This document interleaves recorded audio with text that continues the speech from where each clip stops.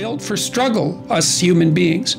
You're not after the bubbles of bliss that Dostoevsky described in Notes from Underground. We're built to contend with the world. We're built to contend with reality. You want a challenge, and the best way that you can take on a challenge, because a challenge fortifies you. So you don't want to be secure, you want to be strong. And you get strong by taking on optimal challenges.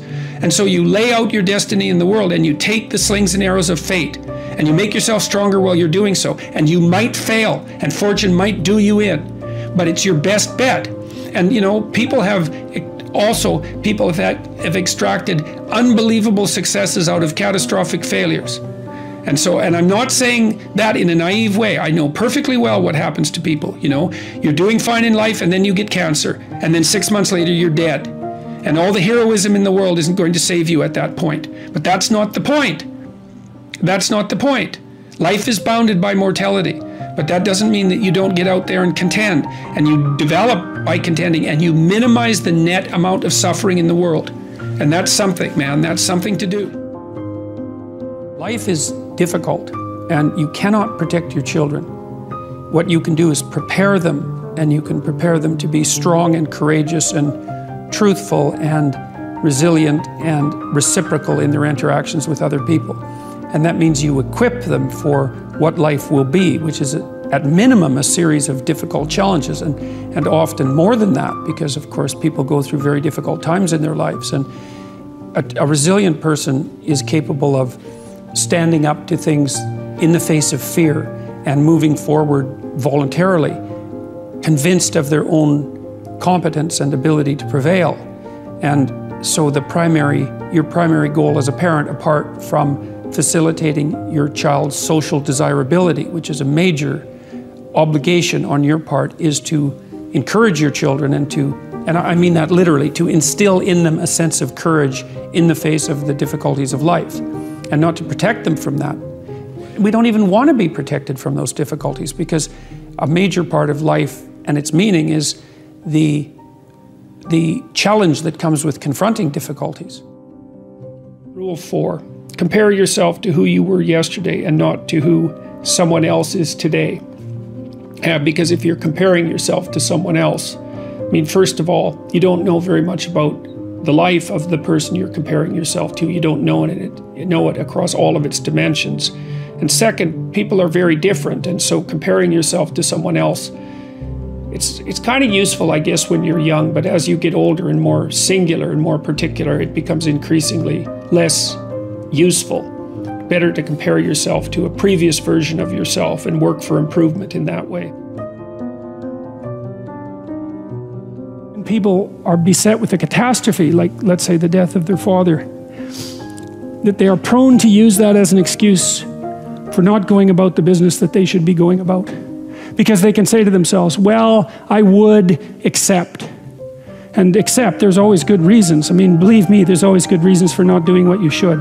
That's for sure. The reasons pile up day after day to not do what you should, especially because you're aiming at things in the future. You can put them off indefinitely, right? Because of the demands of the day. Like, there's no excuse whatsoever for not getting at what it is that you should be doing. It's absolutely reprehensible to justify your inaction with a catastrophe that extracts mercy from other people, right? There's a tricky game that's going, well, of course I can't do that. Look at the terrible thing that's just happened to me. It's, yeah, okay, I understand. You're absolved of any necessity to move forward because of your current catastrophe. It's like, well, actually you're not. And it's rather rude of you to use it as an excuse. And it's certainly counterproductive. I said with Bill C-16 that I wouldn't speak the language of the radical leftists, because I don't think that that language should define the game. But let's say it does. So here's the game. The world is a battleground of groups, and they're battling for power. That's it. That's the game. And some of them win, and they oppress those who don't win. So that's how we're going to view the world. Okay, now the leftists say, okay, well, here's the oppressed people. The oppressors, the patriarchal types, they should be ashamed of themselves and give up some power. And the right-wingers, the radical right-wingers look at that and they say, oh, I see, so the game is ethnic identity, is it? It's identity politics. Okay, we're white males. We're not going to lose. That's the right-wing version of identity politics. It's like, screw you. If we're going to divide into groups, if we're going to divide into tribes, and I'm in my tribe, I'm not going to get all guilty and lose. I'm going to get all cruel and win. And that's like, then you think, well, there's people in the middle. They're kind of looking back and forth. Which side of the identity politics spectrum am I going to fall in? Do I want to go with, do I want to be driven primarily by compassion, and am I going to accept guilt for my historical privilege? So that's one possibility. And then I'm the oppressor. I'm the member of the oppressor group. Or am I going to say, oh, no, to hell with that. I'm just going to play to win. Well, then I'm going to go to the right. It's like, well, my sense is, how about we don't play either of those games? And the reason we shouldn't play them is, well, the Soviets played the left-wing game and like killed who knows how many tens of millions of people. You can't even count it accurately. The estimates range from 20 to 100 million. Those are pretty big error bars. And the Maoists, maybe 100 million, certainly 60 million. So, okay, that didn't work out so well. And then there's the Nazis, like they played ethnic identity politics and racial superiority. It's like, what do we want to play that game?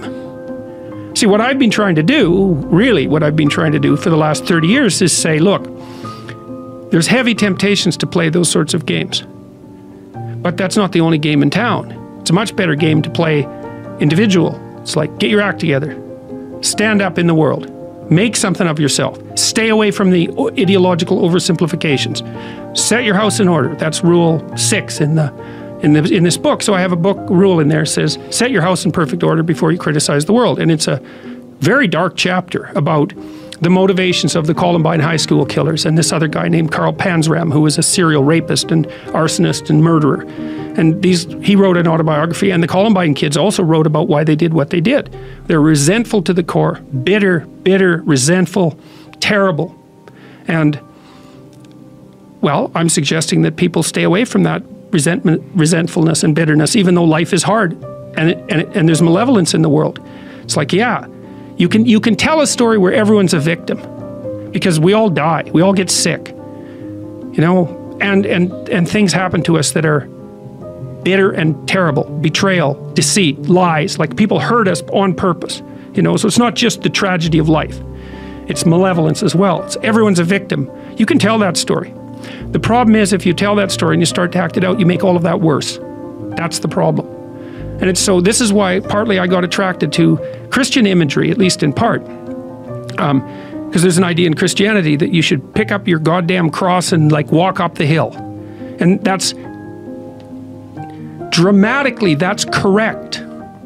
That's the right answer. It's like, you've got a heavy load of suffering to bear, and a fair bit of it's going to be unjust. So what are you going to do about it? Accept it voluntarily and try to transform as a consequence. That's the right answer. It's the right answer. Because the rest of it is tribalism. You have to treat yourself like you matter. Because if you don't, then you don't take care of yourself. And you become vengeful and cruel. And you take it out on people around you, and you're not a positive force. None of that's good. So you suffer more, and so does everyone around you. And there's a malevolence that enters into it. None of that's good. So that's what happens if you don't treat yourself like you matter. And then, well, what happens if you don't treat other people like they matter? Well, you lie to them, you cheat them, you steal, you enter into impulsive relationships with them. They can't trust you. That doesn't go anywhere. They don't like you. You end up alone at best, and maybe like incarcerated at worst. Like, that doesn't work. And so you watch the people around you who thrive, regardless of what they say. They act out the proposition that everyone matters. And then you have a functional society. And I think, okay, well, if when you act out the proposition that everyone matters, you have a functional society, maybe that's evidence that that proposition is true. It's like, I think it's true.